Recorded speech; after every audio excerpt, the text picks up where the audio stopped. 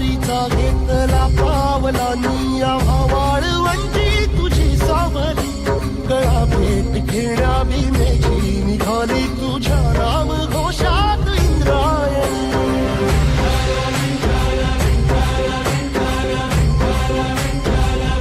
भिडे आसमंती ध्वजा वैष्णवांची उभी पंढरी आज नानावली तुझे नाव ओठी तुझे रूप ध्यानी जीवाला तुझी आस गाला गली